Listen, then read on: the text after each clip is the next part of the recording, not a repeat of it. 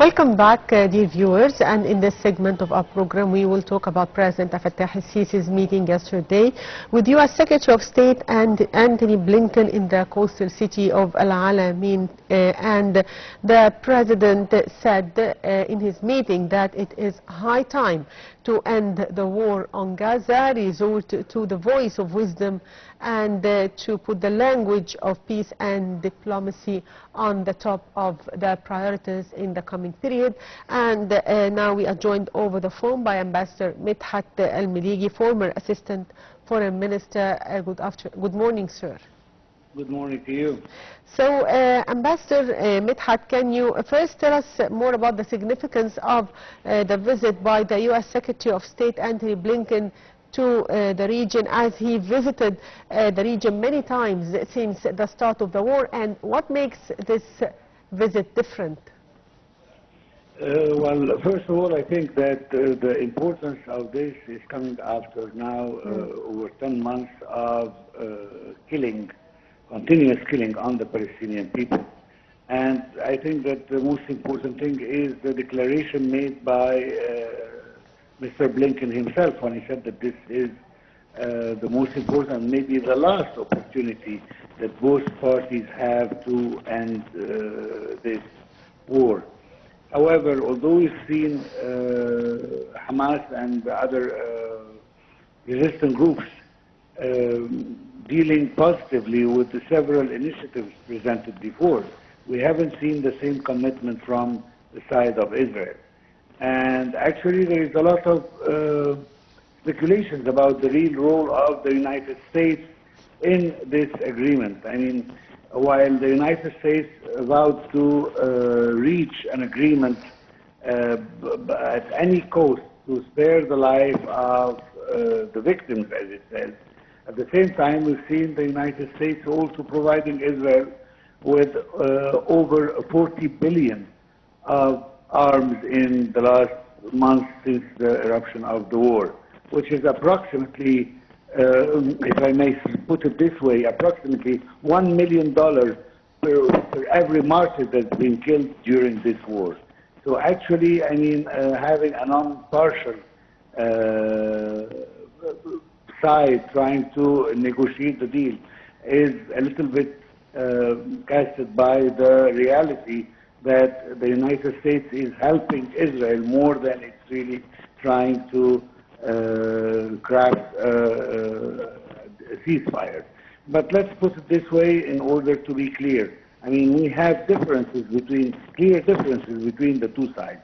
While Hamas insisting on reaching a ceasefire, a permanent ceasefire, and the end of the war, Israel is only concerned by getting the hostages and resuming the war again on the Palestinians, which will never be accepted on Hamas without also having guarantees from the United States and other parties that Israel will commit to the ceasefire.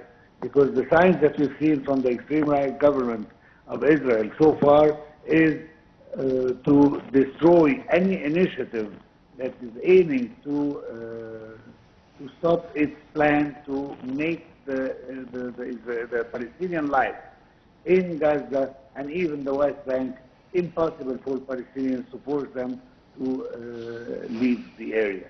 However, we hope that this time there will be more commitment from the United States to reach a final agreement to end this bloody war that has been raging for over 10 months now in the region.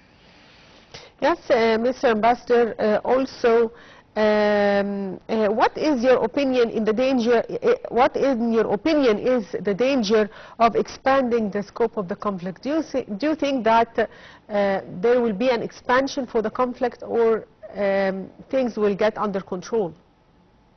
Well, it all depends on the real political will of the United States to force Israel to accept the proposals made by the United States. I mean, we've seen earlier proposals from the United States, and President Biden himself called them that this is originally an Israeli plan.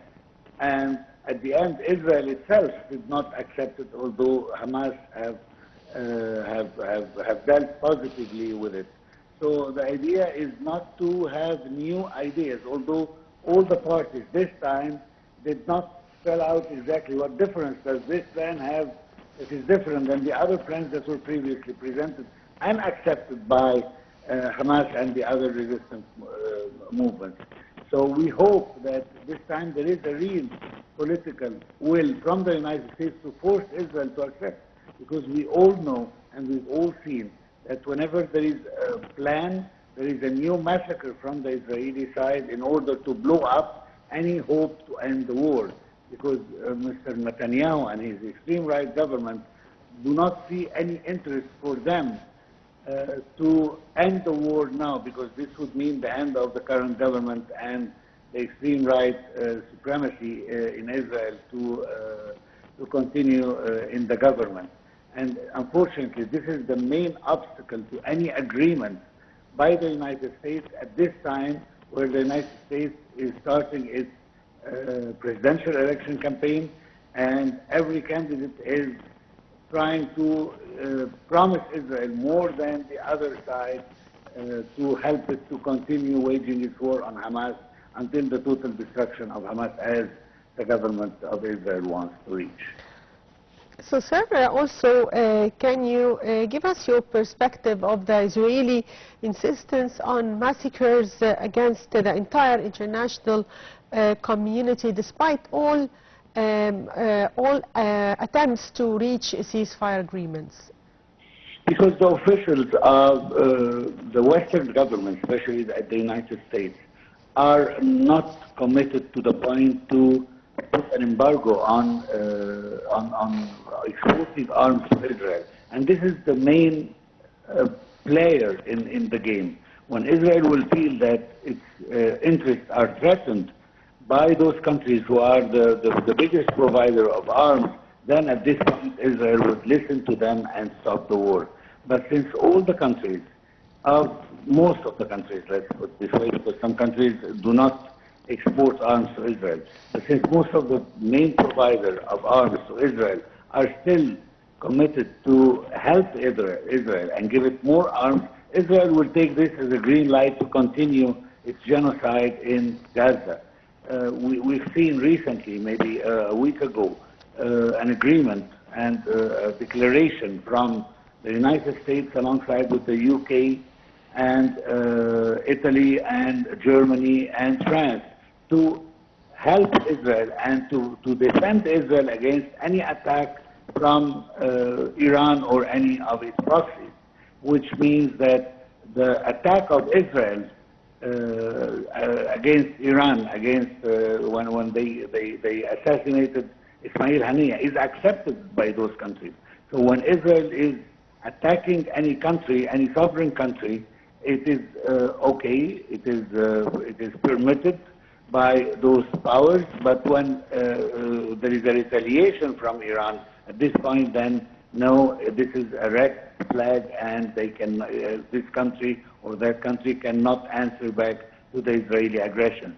And that would answer also your question about the possibility of expanding the war, because this is one of the main goals of Israel, because at this time it will enjoy more support of the Western countries, because there will be a common agenda against some countries and some organizations in the region that are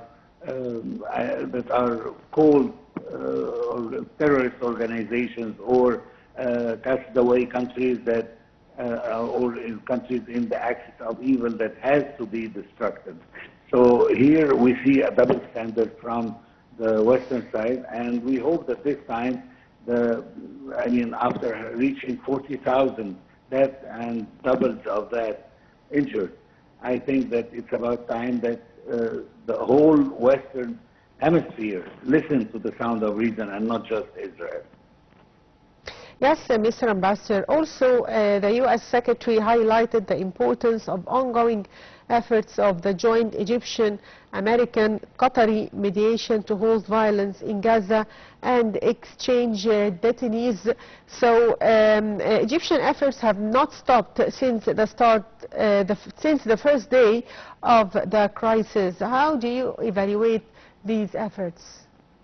Well, the Egyptian efforts have been clear from day one that we have to reach a final solution, and that, and actually, I mean, we have to take the words said by His Excellency, the President, Mr. Sisi, when he said that just yesterday, with the meeting with the Secretary of State Blinken, he said, and I quote, "The ceasefire in Gaza must be the beginning of a broader international recognition of the Palestinian state and the implementation of the two-state solution, as this is the basic guarantor of stability in the region."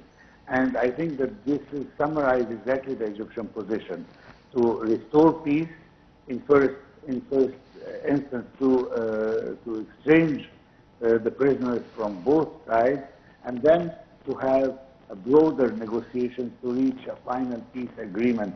And I think it's about time. This is the last occupation in modern history of the world, and this sense, there is no more occupation in the world except for this one.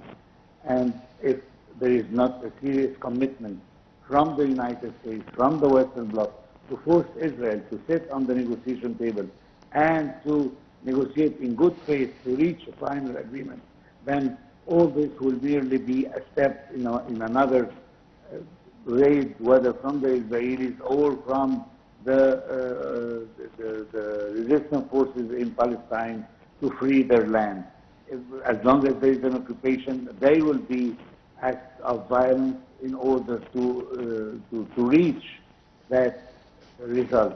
And unfortunately, we haven't seen concrete measures against Israel to stop its aggression on the Palestinian people. And I'm not just talking about what happened since the 7th of October, and certainly even before that.